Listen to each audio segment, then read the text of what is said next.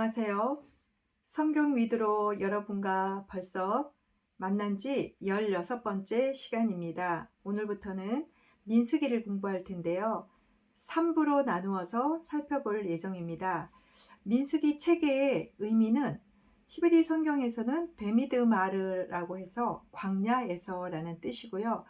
70인역에서는 넘버스, 숫자들, 한자로는 백성민 셀수, 그래서 백성의 수를 세다 라는 의미를 담고 있습니다. 민수기는 시내산을 출발하여서 가나안 땅 가기까지 두 번의 인구 조사를 하게 되는데요. 1장과 26장에서입니다. 1장은 출애굽 1세대에게, 26장은 출애굽 2세대에게, 그래서 각각의 목적이 조금씩 다릅니다. 1장에서는 이제 가나안으로 가기 위한 전쟁을 하기 위한 병력 조사를 함에 있고요. 26장에는 이제 가나안 땅에 들어가서 땅을 분배받기 위한 인구 조사의 목적이 있습니다. 이 민수기의 연대를 좀 살펴보면요. 출애굽하여서 1년이 지났죠. 그래서 1445년부터 광야 40년 1405년이 될 때까지 40년 중에 출애굽에서 있었던 1년을 빼면 약 39년의 광야 생활이 이 민수기의 기간입니다. 민수기를 크게 세 단락으로 나누어서 살펴볼 텐데요. 첫 번째는 1장 1절부터 10장 10절까지 시내산에서 가나안 땅을 향하여 가려고 준비하는 일들입니다. 두 번째 단락은 시내산에 출발하여서 이제 가데스 바네아에 도착하기까지, 그리고 도착해서 광야 생활의 거의 대부분을 보낸 이야기들이 이 단락에 기록되어 있습니다. 세 번째 단락은 이제 가데스 바네아를 출발하여 원래 가기로 한 가나안 땅 가기 위하여 요단강 동편 모압 평지에 이르러서 이제 가나안 땅을 건너가기 직전의 일들의 이야기입니다. 지도로 전체적인 민수기의 내용을 잠깐 살펴보면요. 시내산에서 그들은 유월절을 지키게 됩니다. 그리고 2월 1일에 인구조사를 하고 2월 20일에 드디어 시내산을 출발합니다. 오늘 저희가 공부할 내용이 바로 1장 1절에서 10장 11절까지로 19일간에 있었던 준비 기간의 말씀드립니다. 그리고 이제 그들은 6개월이 걸려서 가데스 바네아에 도착하게 됩니다. 두 번째 단락으로 10장 12절부터 20장까지 해당되는 본문입니다. 그리고 세 번째는 가데스 바네아에서 거의 38년 6개월을 머문 후에 이제 가나안 땅을 들어가기 위하여서 모압 평지로 이동해 가는 내용입니다. 그래서 민수기 21장부터 36장까지 해당되는 단락입니다. 이렇게 민수기는 시내산에서, 그리고 가데스 바네아에서, 그리고 모압 평지에서 이렇게 세 장소를 기억하시면서 36장까지 읽어가시면 좀 내용이 잘 잡힐 것 같습니다. 1장 1절에 하고 10장 11절에서 민수기 이렇게 출발한 시간들을 저희가 알 수가 있습니다. 민수기 1장은 1차 인구조사를 하게 됩니다. 20세 이상 된 싸움에 나갈 만한 자들을 조사하게 됩니다. 레위 지파는 이 인구조사에서 빠지게 됩니다. 인구조사를 해보았더니 가장 많은 지파가 74,600명으로 유다 지파고, 이제 요셉 지파가 빠진 대신에, 그리고 레위 지파가 빠지고 요셉의 두 아들인 에브라임과 므낫세 지파가 12지파 안에 들어가게 됩니다. 1차 때에 60만 3,550명의 숫자가 나오게 되는데요. 20세 이상의 남자들만으로 계수를 했으니 실제로 따져보면 200만 명이 넘는 어마어마한 인구가 가나안을 향하여 광야 여정을 하는 것입니다.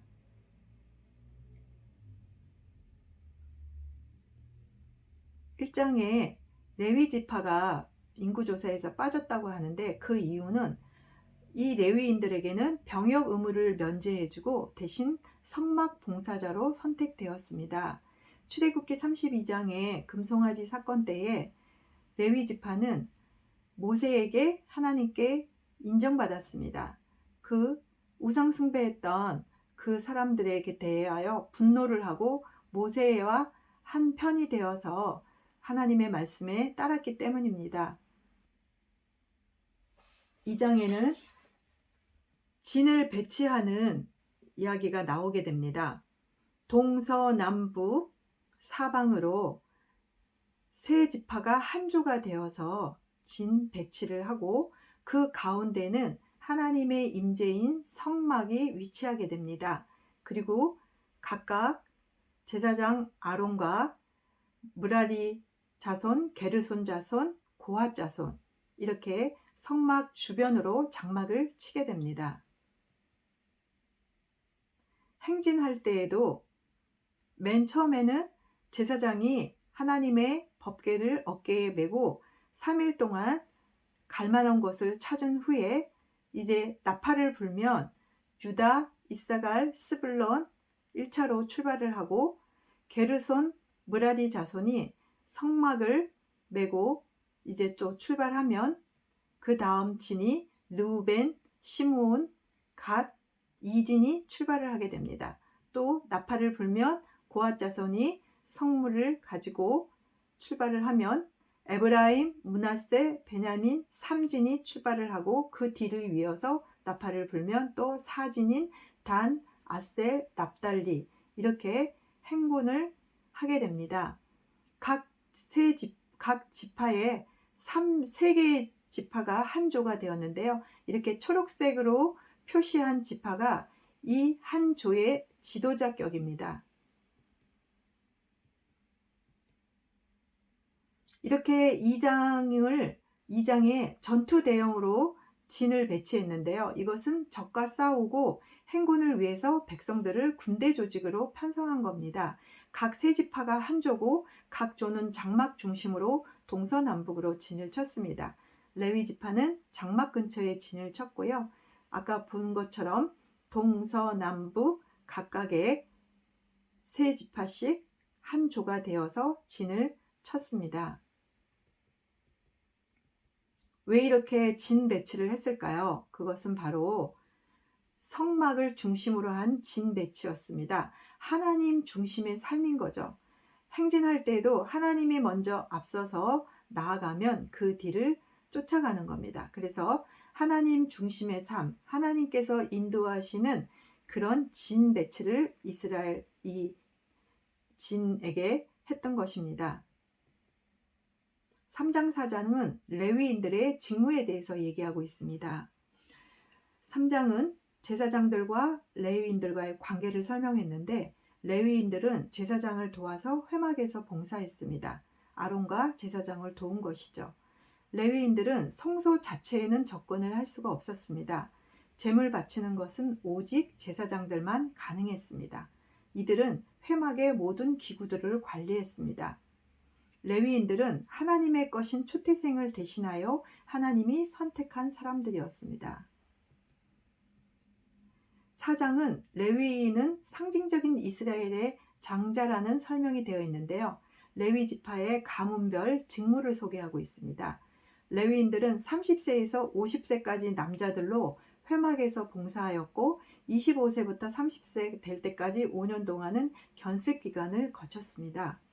고핫 자손은 증거계, 떡상, 진설병, 등대, 향단, 성소의 기구들, 제단의 기구들을 관리했고 게르손 자손은 모든 휘장과 천막, 줄 등을 관리했으며 수레 2개와 소 4마리로 이런 모든 것들을 운반했으며 므라디 자손은 성막의 기둥과 받침들을 관리했고 수레 4개와 소 8마리로 운반을 담당했습니다.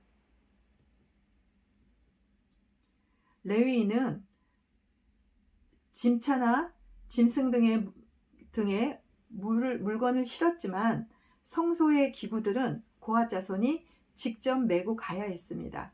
왜냐하면 성물은 만질 수가 없었기 때문에 운반하는 일만 담당하였던 것입니다.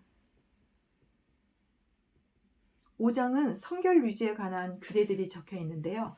민수기는 시내산에서 모압 평지 가기까지 중간중간 성결에 대한 규례들이 적혀 있는데 이것이 시간 순서대로 기록되어 있지 않습니다. 거룩하신 하나님은 이스라엘 진영에 함께 계셨기 때문에 백성들은 신체적으로나 이웃과의 관계로나 부부간의 관계 등 모든 영역에서 성결해야 했기 때문에 이렇게 규례들이 적혀 있습니다. 하나님께서는 각종 부정행위를 엄격하게 다스립니다. 6장에는 나시린의 서원에 대한 기록이 있어요. 나시린은 세상과 분리되어서 하나님께 특별하게 구분된 자들을 말했습니다. 하나님께 온전히 바쳐진다는 의미에서 그들이 지켜야 될 규례들을 설명하고 있는데요. 그들의 서원 기간은 일정 기간이 될 수도 있고 평생 동안일 수도 있었습니다. 레위 지파 외에 일반 백성이 하나님께 헌신할 수 있는 기회를 주는 법이 바로 나시린법이었습니다. 그리고 남녀 상관없었습니다. 나시린에 3가지 금기사항이 있었는데 포도주와 독주를 먹으면 안 되고 머리에 삭도를 대면 안 되며 시체와 접촉하면 안 되는 금기사항이 있었습니다. 7장 8장은 족장들의 봉헌과 레위인의 성결법을 기록하고 있습니다. 성막이 건립한 후에 12지파 족장들이 수레와 소로 헌납을 했습니다. 이렇게 바친 것들은 레위 지파 사람들에게 분배되어서 회막과 모든 기구들을 운반하는데 사용되어졌습니다. 이제 가나안으로 출발하기 위한 준비가 마쳐지고 각 지파의 족장들은 필요한 모든 기구들을 하나님께 헌물로 드렸습니다. 8장은 레위인들이 구별하여서 회막에서 봉사하는 내용들을 기록했습니다.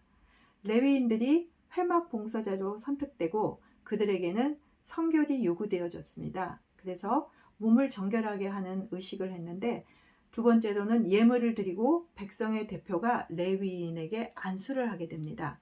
3번째로 아론이 레위인을 하나님께 바칩니다. 4번째로 회막에서 봉사하는 레위인들의 나이는 20세에서 50세가 되었습니다. 9장에는 2번째 유월절에 대한 기록이 있습니다. 애굽에서 탈출하여서 이제 노예 생활에서 벗어난 지가 벌써 1년이 되었습니다. 하나님은 그들에게 유월절을 지키시라고 명령하십니다. 그리고 은 나팔을 제조하게 됩니다.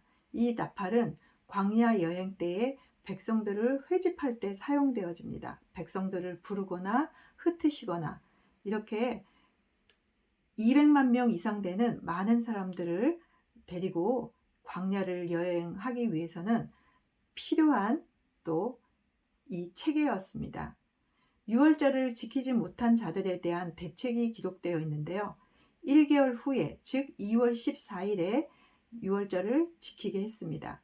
고의적으로 유월절을 지키지 않은 자들은 백성에게서 끊어지리라 라고 엄하게 말씀했습니다.